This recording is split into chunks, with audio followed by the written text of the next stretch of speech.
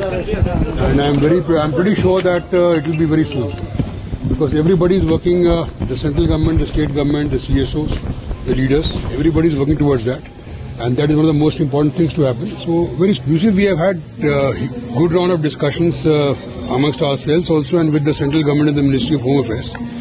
We have come up with a 3-phase plan. First is those who want to immediately go back. So that is by July, a good number will go back. They have already started going back. The number which was 62,000 in the beginning is now about 57,000. And as we speak, yesterday I took stock of Churachandpur and Kangpokpi. People have started going back. So first round will go back by July, the second round by October, and the third round by December. Now for this, let me tell you, there are 2-3 types of help that the government is planning. One is for about 8,000 or 7,000, I'm not just forgetting, houses which have been destroyed. There we are planning to give 1.3 plus 1.73 lakhs, so that they take that money and build their house wherever they want to build. The second is a category where about again 7,000 where people have fled their house, but the house has not been damaged. I mean not destroyed, but over 2 years of neglect it has been dilapidated.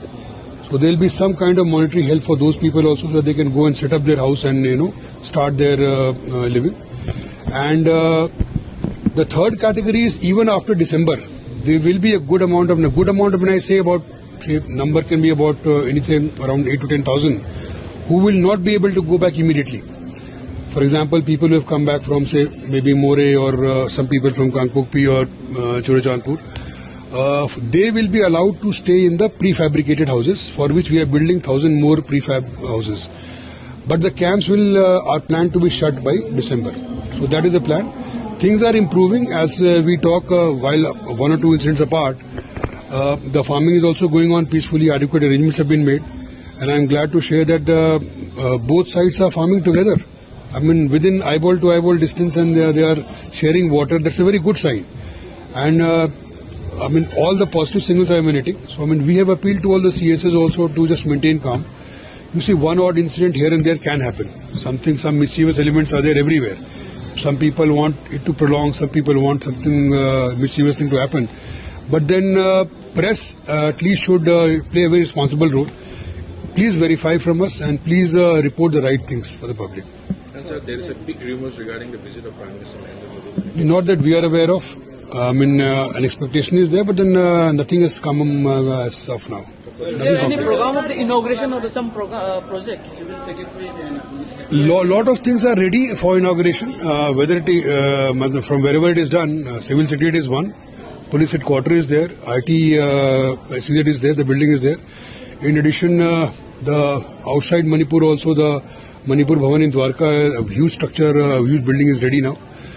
Manipur Bhavan, Kanyu Bhavan in Calcutta is also ready.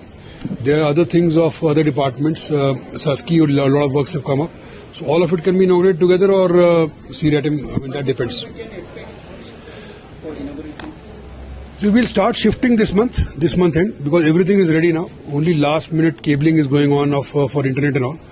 But I think we'll start shifting in batches, and then it will be up and running. You see, Aadhaar enrollment and Aadhaar updation in Manipur is a very, very stringent process. And the deputy director from UIDAI Guwahati who had come here, he commented that it is one of the most stringent in the state. Now, anybody getting a new Aadhaar after 18 is a very, very difficult proposition. Suppose somebody turns up at any of the designated office saying that I want an Aadhaar card and he's above 18 years. That comes to the Home Department, to the Special Secretary Home. A physical inquiry is done to establish that he is from the state. I mean, somebody could have been missed out. But then only after a proper physical inquiry can Aadhaar be given. Now there is something called a Bal Aadhaar, which every child upon birth is given. Efforts are on, and it has started in the state that at every delivery, there will be a birth registration number, BRN. There will be a QR code. And that is captured in the Aadhaar process. So the name of the father, the mother, date and time of birth, everything is recorded there. So it's a very modern system. But just for information of public, these Bal Aadhaars have to be upgraded, because at the time of birth we don't capture their fingerprints or the biometrics. So once they achieve 5 years of age, from 5 to 7 they can give their biometrics and a new Aadhaar is given. Same thing happens after every 10 years. So when the child becomes 15 years in schools and colleges, he has to again get the biometrics done. There could be some change in the status. That thing we are going to implement very strictly. We are going to use school education department. So it will be done. The teams will go to the schools only and get it done.